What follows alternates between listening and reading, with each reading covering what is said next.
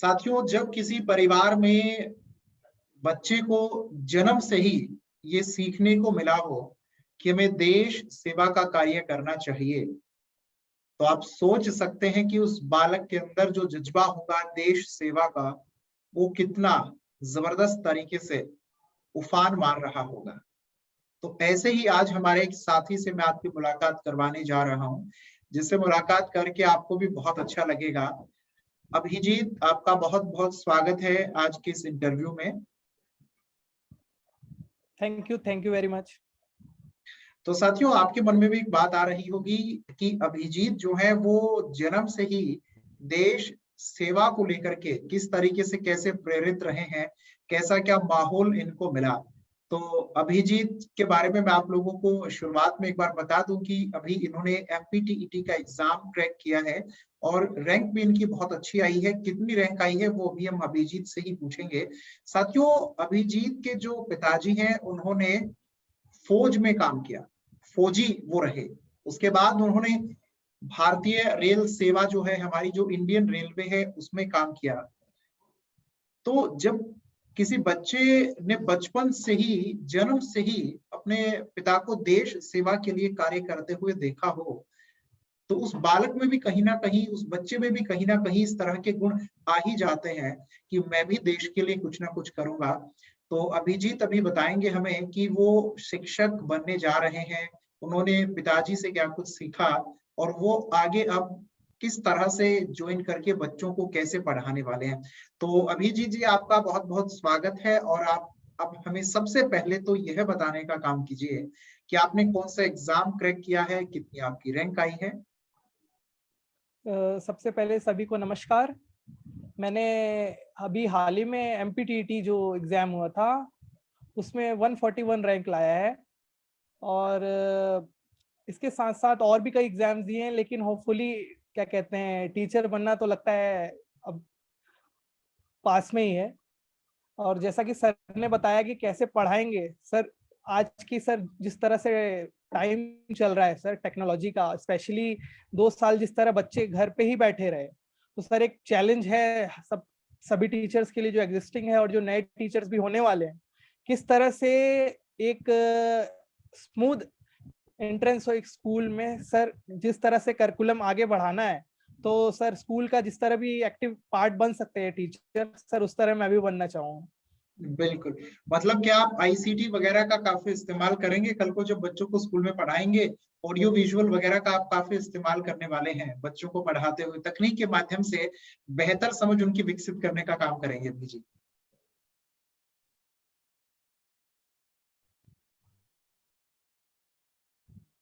लेकिन अगर स्कूल में रिसोर्सेस और हम लोग को मिल जाते हैं तो सर हाँ, हम जरूर इसमें जो भी एडवांसमेंट है या जो भी हाईटेक टेक्नोलॉजीज हैं, स्टूडेंट्स समझते हैं जिन चीजों को, उन सबसे सर फेमिलियर कराएंगे सभी स्टूडेंट्स को। सर बहुत नया बढ़िया। भारत है, नए शिक्षक भी हैं सर।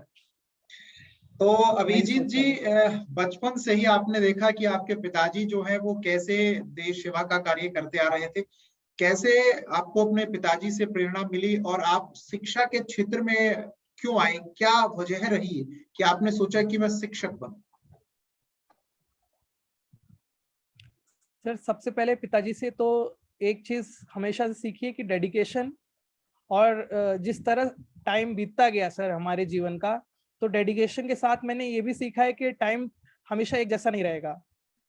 टाइम कभी आपके अनुकूल भी रहेगा, कभी आपके विरुद्ध भी रहेगा, लेकिन वहां आपको क्या करना है कि मोटिवेशन नहीं हारनी है। जैसा कि हमें पता है कि पिछले 2 साल बहुत मुश्किल रहे हैं सभी के लिए, स्पेशली टीचिंग एस्पिरेंट्स के लिए, क्योंकि आप अगर वैकेंसीज देखो तो कैसे होती, एग्जाम्स भी बड़े मुश्किल से हो रहे थे।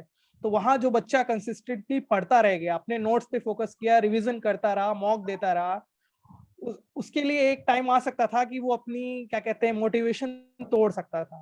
वो सोचता कि अब क्या ही फायदा है, अब तो कुछ होने वाला नहीं है। लेकिन इस टाइम पे भी जो लड़का या लड़की अपना मोटिवेशन को कायम रखे, वो आज मेरे ख्याल से हर एग्जाम्स में आगे बढ़ते जाएंगे। अपने पेरेंट्स तो यही सीखा है सर।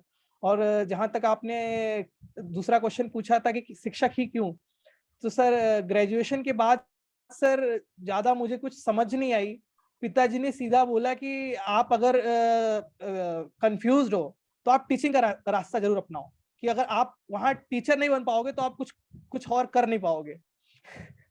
अगर आप टीचिंग से आप सेटिस्फाई हो जा रहे हो तो बहुत अच्छा है, नहीं तो आप अपना रास्ता जरूर पहचान जाओगे कि आपको एक्चुअली में इंटरेस्ट है क्या। तो सर 2 साल का सर हमारा डीएलएड होता है उत्तर प्रदेश में। तो सर मैंने डायट इलाहाबाद से, जो एक सरकारी इंस्टीट्यूट है, वहां से 2 साल का डीएलएड किया। तो उसके बाद सर मुझे लगा कि नहीं, शिक्षक की समाज में एक बहुत अहम भूमिका है और मैं उसमें अपना कुछ ना कुछ तो सहयोग दे ही सकता हूँ। तो सर हमारी जो इंटर्नशिप्स होती थी वहां पे सर हमने जाना कि किस बैकग्राउंड के बच्चे आते हैं, किन परिस्थितियों में पढ़ते हैं, और हम आपकी तरह जो सहूलियतें हैं वैसी तो होती नहीं है। इसके बावजूद भी बच्चे क्या कहते हैं, साल दर साल आते हैं, पढ़ते हैं। मेहनत एक मेहनत है। तो सर एज ए टीचर मैं उन्हीं के साथ क्या कहते हैं, हैं उनके जीवन को कैसे बेहतर बना सकते हैं, उनमें एक जो की मुख्य उनको कैसे वो भी नेतृत्व कर सकते हैं देश का किसी आम नागरिक की तरह।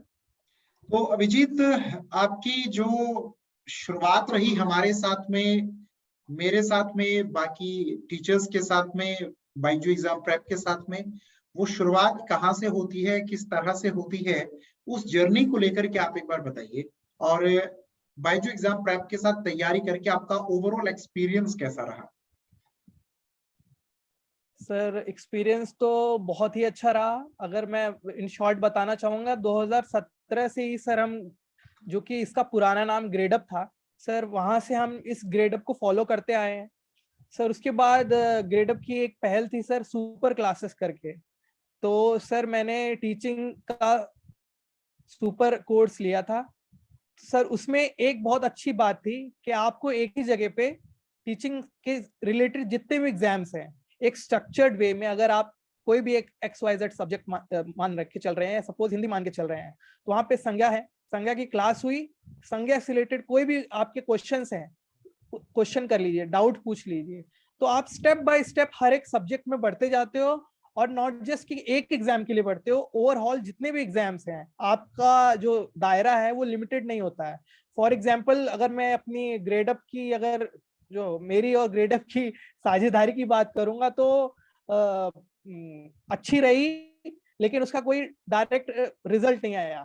इस तरह से नहीं आया कि पहले एग्जाम मैंने जो दिया ग्रेडअप के साथ पढ़ते हुए, वो रीट का दिया, उसमें मेरे लेवल 2 में 124 नंबर थे, और दुर्भाग्यपूर्ण लेवल 2 का जो परिणाम था वो निरस्त कर दिया गया। और बाय डिस्टेंस भी देखे तो वैसे प्रयागराज से राजस्थान बहुत दूर भी है। तो उसके बाद फिर एमपीटीटी का मैंने फॉर्म बहुत पहले भरा था जी। एमपीटीटी का फॉर्म भरा था, और इसका एग्जाम सबसे लेट में हुआ। बीच में सर हाँ। यूपी जूनियर की भी वैकेंसी आई थी, उसका भी जी। एग्जाम मैंने से ग्रेडअप की सहायता से दिया सर। वो भी किसी न किसी, अब दुर्भाग्य ही कह लीजिए, मेरा ही दुर्भाग्य है शायद, इंडिविजुअल लेवल पे कोई भी एग्जाम होता है तो एग्जाम हो जाता है, लेकिन उसके बाद जो चरण है वो आगे नहीं बढ़ पा रहे थे। लेकिन ये एमपीटीटी का एग्जाम ऐसा था जो कि मार्च में हुआ, और एक अच्छा भी ये बात हुआ कि DSSB का एग्जाम भी उसके आसपास था। तो मेरे ये दोनों एग्जाम बहुत अच्छे चले गए, और ग्रेडअप का इसमें बहुत बड़ा रोल है। एमपीटीटी की तो बात आपने कही कि किस तरह से मेरा क्या रैंक था, एक मेरा क्या इसमें क्या कहते हैं परफॉर्मेंस था। तो मैं यही कहना चाहूंगा कि आप एक सिंगल एग्जाम को अगर टारगेट कर रहे हो तो टीचिंग एस्पिरेंट आज वो धोखा खाने के ज्यादा चांसेस हैं उसके। आप एक कोई एग्जाम अगर टारगेट करते हो, जैसे कि मैं केवीएस और DSSB को एक बहुत बड़ा एग्जाम मानता हूँ। DSSB इतना डायनेमिक एग्जाम है, और मेरे ख्याल से बहुत क्या कहते हैं शिफ्ट वाइज भी होता है, लोग देते आए हैं। तो आपका यहाँ थोड़ा लक भी नॉर्मलाइजेशन में वर्क करता है, जिस हिसाब से MCD के रिजल्ट्स गए हैं। तो अगर आप DSSB को टारगेट करते हो तो आप सभी एग्जाम्स एक तरह से ऑटोमेटिकली आपके कवर हो जाते हैं। आप कॉन्फिडेंट भी रहते हो कि मेरा कोई सेक्शन लैग नहीं कर रहा है आज कॉम्पिटिटिव एग्जाम्स में। बिल्कुल सही बात आपने कही अभिजीत की। D SSS को ही टारगेट करके अगर तैयारी करते हैं तो बाकी सब एग्जाम्स की तैयारी अच्छे से हो जाती है, क्योंकि D SSS एक अकेला ऐसा एग्जाम है, प्राइमरी टीचर का कहिए, TGT का चाहिए, PGT का कहिए, कि आप जिस भी लेवल की तैयारी कर रहे हैं तो उस एक एग्जाम की प्रिपरेशन से आपकी बाकी सब स्टेट के जितने भी बाकी एग्जाम होते हैं उनकी प्रिपरेशन उसके साथ हो जाती है। एक अकेला ऐसा एग्जाम है जो सब कुछ कवर करने का काम करता है, वो इंग्लिश को, हिंदी को, रीजनिंग को, मैथ्स को, आपका जो जनरल साइंस का सेक्शन, जनरल नॉलेज का सेक्शन, करंट अफेयर का सेक्शन होता है उसको भी, उसके साथ साथ आपकी एजुकेशन साइकोलॉजी कंप्लीट बहुत बढ़िया से। तो आपने जो है D SSS का भी एग्जाम दिया, आपने जो है जूनियर टीचर का भी एग्जाम दिया, आपने जो है मध्य प्रदेश में भी शिक्षक बनने के तौर पर अपने जो प्रयास किए, तो मध्य प्रदेश में तो शिक्षक के तौर पर जो है अभी आप बहुत जल्द कार्यरत होने ही वाले हैं, बहुत जल्द आप जो है किसी न किसी विद्यालय में जाकर के पढ़ाने का काम करोगे ही। इसके साथ साथ आपकी बातों से मुझे ये लग रहा है कि आप यहाँ रुकोगे नहीं, आप अभी D SSS के एग्जाम्स को, आप KVS के एग्जाम्स को भी क्रैक करने की ओर शायद सोच रहे हैं। सर मेरी स्कूलिंग भी सर केंद्रीय विद्यालय से ही हुई है, तो sir I am a totally a KVS product sir. Why not to go back to the roots, अपनी जड़ों में यानी अपने घर को वापस जाएं, तो यही बात होगी सर। KVS से अच्छी मैं क्या कहते हैं कोई अपॉर्चुनिटी अभी नहीं समझता हूँ आगे फ्यूचर में कोई एक टीचिंग एक्सपीरियंस के लिए हो सकती है। बिल्कुल हो सकती है, और जल्द ही ये मौका मिलेगा भी आपको और बाकी साथियों को भी। तो अभिजीत, आपने MPTET को क्लियर किया, इसके लिए मॉक टेस्ट से जो प्रीवियस ईयर पेपर है वहां से भी आपने प्रैक्टिस की होगी, तो मॉक टेस्ट और प्रीवियस दोनों को लेकर आपका क्या कहना है? सर प्रीवियस ईयर और सिलेबस तो सर किसी भी एग्जाम की सर मतलब लकीरें होती हैं। अगर आपने सिलेबस को देखते हुए पढ़ाई की है और प्रीवियस ईयर मल्टीपल रिविजन्स किए हैं तो आपका एक कॉन्फिडेंस तो रहेगा ही। लेकिन आजकल क्योंकि एग्जाम्स काफी डायनेमिक हो गए हैं, अगर आप MPTT की बात करो तो शायद ये 10 या 11 साल बाद पेपर हुआ, तो बच्चों को ये नहीं पता था कि ये एग्जाम पैटर्न किस हिसाब से होता है। अगर आप एनालॉजी समझते हैं तो क्या कहते हैं UPTT का एग्जाम जो होता है फैक्चुअल होता है और सीटेट का एग्जाम ऐसा नहीं होता, वहां केवल आपकी अंडरस्टैंडिंग काम आती है। तो यही काम हुआ कि MPTT के लिए हमने क्या कहते हैं अलग से, MPTT का वैसे भी लिमिटेड रिसोर्स है मार्केट में, लेकिन हमने जो DSSS के प्रीवियस ईयर्स किए उससे कॉन्फिडेंस आया। और मॉक टेस्ट तो बहुत ज्यादा जरूरी है, क्योंकि आप रिवीजन कितना करते हो ये आपका मॉक टेस्ट ही आपको बताता है कि आप रिवीजन के थ्रू कहाँ गलती कर रहे हो या कहाँ आप लैग कर रहे हो। और मॉक टेस्ट आपने जो बायजू एग्जाम प्रेप के दिए तो उनसे आपने खुद को कितना इम्प्रूव किया अभिजीत? आपको लगा कहीं ना कहीं कि बायजू एग्जाम प्रेप के जो मॉक टेस्ट हैं उनसे आप खुद को बेहतर कर पाए होंगे? ये सर मार्केट में सर और भी मॉक टेस्ट अवेलेबल है, मैं नाम नहीं लेना चाहूंगा, लेकिन वो एक क्या कहते हैं फिक्स पैटर्न के हैं। उनका एक कॉम्पिटेटिव एग्जाम का जो स्तर है वो फिक्स ही है। लेकिन बायजूस आपको चैलेंज करता है। ग्रेडअप जो पहले था, हमेशा से मैंने जो देखा है 2017 से, जैसे मैंने बताया मैं ग्रेडअप हमने इस्तेमाल किया है, और जब उनकी क्लासेस नहीं चलती थी केवल मॉक टेस्ट देते थे या टेस्ट सीरीज होती थी तब से हम देना शुरू किया। आज तो पूरी क्लास अलग अलग टीचर्स ले रहे हैं। तो सर यही है कि जो मॉक टेस्ट है वो टाइम के साथ चेंज होता है ग्रेडअप का, और वो आपको चैलेंज करता है। आप XYZ मार्केट में जो भी टेस्ट सीरीज या एप्स हैं जो भी आज, उनसे आप कम तो स्कोर करोगे, लेकिन वो आपको एक तरह से भीड़ से अलग कर देते हैं। आपको भीड़ से ज्यादा मेहनत करने के लिए वो एक पुश देते हैं। अभी आपने जो अभिजीत बात कही ना भीड़ से अलग करने की, जो भीड़ से अलग होता है ना सिलेक्शन उसी का होता है, लेकिन वो कहते हैं कि हमारे देश के अंदर तो एक भेड़ चाल है कि भीड़ जिस ओर जा रही है सबको वही सही लगता है। लेकिन आपने ये कहा भीड़ से अलग, तो भीड़ से अलग होकर के आपको क्या महसूस हुआ? सर भीड़ से अलग महसूस अब क्या ही बताएं सर। सर अच्छा लगता है, लेकिन सर एक और बात है कि अगर आप एक सक्सेस पा जाते हो तो सर आपको रुकना नहीं है। बस ये भी मैंने सीखा है कि व्हाट्स नेक्स्ट, आप नेक्स्ट की तरफ देखते हो कि इसके आगे क्या। बिल्कुल।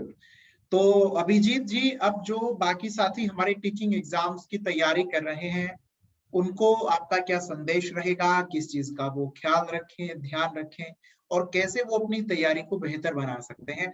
क्योंकि अब तो आप शिक्षक बन ही गए हैं, कुछ दिनों की ही बात है, फिर आप विद्यालय में जाकर के अपने छोटे छोटे प्यारे नन्हे मुन्ने बच्चों को पढ़ाने का काम करोगे। तो अभी आपका क्या कहना है बाकी साथियों को? सर सबसे पहले भगवान करे ये अवसर हमारे जीवन में जल्दी से जल्दी आए और हमारे मित्रों के भी जीवन में जल्दी जल्दी आए। सर जो भी एस्पिरेंट्स आगे टीचिंग एग्जाम देने वाले हैं या जो अभी करिकुलम में है, डीएलएड में है या आगे टीचिंग एग्जाम देंगे, उनके लिए सर मैं बस यही कहना चाहूंगा कि आज जो ये टाइम है आपके पास अनलिमिटेड रिसोर्स है, वहां पे सर आपको लिमिटेड रहना है। आप जो पढ़ो, एग्जाम्पल की आप एक बुक उठा लिया है आपने हिंदी के लिए, पृथ्वीनाथ पांडे, बहुत अच्छी बुक है। अगर आपने केवल हिंदी उठाया है तो आप ईमानदारी से हर एक विषय का जो एक एक टॉपिक है आप उसको कवर करें और देखते रहें कि सिलेबस के इधर इधर आप न जाएं, सिलेबस से स्टिक रहें। और दूसरा ये है कि उस लिमिटेड रिसोर्स के साथ जरूर आप क्या कहते हैं ईमानदारी जरूर बरतें, आखिरी तक उस पर विश्वास रखें। क्योंकि मेरे ख्याल से कंफ्यूजन एक ऐसा वर्ड है कि आज के जीवन में बहुत प्रासंगिक है कि बहुत लोग कंफ्यूज हो जाते हैं। 2-3 मॉक दे दिए, नंबर नहीं आ रहा है, क्यों नहीं आ रहा है? आपने पढ़ा है नहीं, मॉक में अच्छा आ नहीं रहा है, आप सोच रहे हैं कि आपकी गलती है। जब आप डाइवर्स हो जाएंगे, ज्यादा रिसोर्सेस रहेंगे तो आप विचलित हो जाएंगे। और मोटिवेशन नहीं हारनी है कि वैकेंसीज नहीं आ रही, वैकेंसीज नहीं आ रही है, वैकेंसीज आएंगी। और आप अगर ऐसे ही रोना रोते रहेंगे तो आपका पढ़ने का टाइम नहीं चला जाएगा, तो आप वैकेंसीज के टाइम भी नहीं पढ़ पाएंगे और क्या कहते हैं उससे पहले तो आपने पढ़ा ही नहीं, और फिर आप फिर कहेंगे कि वैकेंसीज नहीं आ रही, वैकेंसीज नहीं आ रही। ऐसे करते करते वैकेंसीज चली जाती हैं। लेकिन मोटिवेशन की जो मैंने बात कही है, इस टाइम में कोई भी एग्जाम अगर है, गवर्नमेंट एग्जाम की, आपको संयम जरूर बरतना है, पेशेंस इज द की, और मोटिवेशन लूज नहीं करना है। टाइम टू टाइम अपने परिवार के साथ, दोस्तों के साथ एक ऐसा समय जरूर निकालें कि आप उनसे भी बात करते रहें। क्योंकि आपकी एक मोनोटनी हो जाती है कि आप लगातार पढ़ रहे हो, वैकेंसीज नहीं आ रही, जो भी है, बहाने बहुत सारे हैं। आप अगर किसी से भी पूछो कि क्यों नहीं पढ़ रहे हो तो इतने बहाने बता देगा आपको कि क्या ही बताएं। तो बहानों से नहीं, अपने इरादों से जीतना है, बस यही कहूंगा। तो साथियों कितने अच्छे से देखे हैं, आपको बताया अपना अनुभव जो है अभिजीत ने। और अभिजीत अब आप हमें ये भी बताइए कि आपका स्ट्रॉन्ग सब्जेक्ट कौन सा था और वीक सब्जेक्ट कौन सा था। वो कौन सा सब्जेक्ट था जिसमें आपको ये था कि ये विषय तो मेरा बड़ा मजबूत हो चुका है तैयारी करते हुए, और ये विषय ऐसा है जिसमें अभी भी मैं थोड़ा सा कमजोर हूँ? जैसा कि मैंने बताया था कि ये मार्च का वो समय था जहां 2-3 परीक्षाएं एक साथ थी, और नाम ही ले लेता हूँ, एमपीटीटी और DSSB साथ साथ था। तो सर हमारा जो सिलेबस है DSSB का सर बहुत अनएक्सपेक्टेड है। तो सर इसकी तैयारी के दौरान जो मैंने NIOS नोट्स के थ्रू सर जो मैंने सेल्फ स्टडी की, तो उसमें मैंने ये पाया कि सर CDP एक ऐसा विषय है कि आप जितना पढ़ोगे आप कम पाओगे, लेकिन आपकी एक अंडरस्टैंडिंग बहुत अच्छी होनी चाहिए कि सही क्या है, गलत क्या है और सही क्या है। तो सर मैं बहुत अच्छा तो नहीं हूँ, लेकिन मेरा स्ट्रॉन्ग फैक्टर यही था कि हमारा जो 2 साल का डीएलएड था, उस समय भी शिक्षकों ने जो हमें पाठ्यक्रम के दौरान जो भी विषय पढ़ाए, और उसके बाद भी ग्रेडअप के जरिए या बायजूस एग्जाम प्रेप ने जो हमने क्या कहते हैं क्लासेस सुपर की हमने देखी थी सर, उसमें कंटिन्यूअस नोट्स बनाते बनाते तो ये तो हो ही गया था कि CDP और साइकोलॉजी जो है यहाँ से तो नंबर कम नहीं होने वाले हैं। बिल्कुल सर थोड़ा बहुत अगर मैं कहूँ तो हिंदी से थोड़ा डर लगता था, क्योंकि ज्यादा ग्रेजुएशन में मेरा जो टेक्निकल बैकग्राउंड है आपने अगर बताया ही होगा, तो उतना मैंने पढ़ा नहीं है। बस इस वजह से एक झिझक थी एक विषय में कि हिंदी में क्या ही पूछ रहे हैं, हिंदी कभी पढ़ी नहीं है, स्कूल के बाद आप हिंदी पढ़ने जा रहे हो, तो हिंदी अब सही हो गया है। लेकिन हाँ, तब भी लगता नहीं है कि क्या कहते हैं, क्या कि जो कॉन्फिडेंस CDP या साइकोलॉजी में है वो हिंदी में है। English by God of grace हमने SSC रेलवे जैसे एग्जाम दिए हैं, तो इंग्लिश भी सही है, कॉन्ट्स भी सही है। तो उससे बस हिंदी में थोड़ी सी झिझक लगती है कि हमारी राष्ट्रभाषा है, लेकिन तब भी मेरा हिंदी के साथ उतना 1-to-1 उतना अभी नहीं हो पाया है, हो रहा है, लेकिन वो कॉन्फिडेंस हो सकता है फ्यूचर में हो जाए। साथियों आपको लग रहा होगा कि अभिजीत ऐसा क्यों कह रहे हैं कि हिंदी अच्छी नहीं है। आपको जानकर के खुशी होगी कि ये टेक्निकल बैकग्राउंड से हैं, इन्होंने बीटेक किया हुआ है बीटेक करने के बाद इन्होंने शिक्षा के क्षेत्र में आकर के कार्य करने के बारे में सोचा, और अब ये इतना बहुत जबरदस्त तरीके से, इतने स्ट्रांगली ये टेक्निकल सभी चीजों को जानते हैं। तो कल को जब स्कूल में जाकर के बच्चों को पढ़ाएंगे तो टीएलएम का भरपूर इस्तेमाल करने वाले हैं, बड़े इंटरेस्टिंग वे से बच्चों को पढ़ाने वाले हैं। तो अभिजीत जी, यहाँ पर एक आखिरी बात मुझे जो आपसे पूछनी है वो हर एक बच्चे से संबंधित है। जैसे जैसे एग्जाम नजदीक आता है ना, तो एक डर बढ़ने लगता है, कैसी परीक्षा होगी, परीक्षा मुश्किल होगी, आसान होगी, मेरा सिलेक्शन हो पाएगा, नहीं हो पाएगा। तो जो आखिरी के 10-15 दिन, या कहिए कि जो आखिरी के 2 सप्ताह आपके रहे, उनमें आपने क्या कुछ प्लान किया था? सर आखिरी के हफ्तों में तो सर आपको कुछ नया नहीं पढ़ना है। सबसे पहले आप यही कोशिश करो, आपने जो भी पढ़ा है आप रिवीजन करते रहो धीरे धीरे।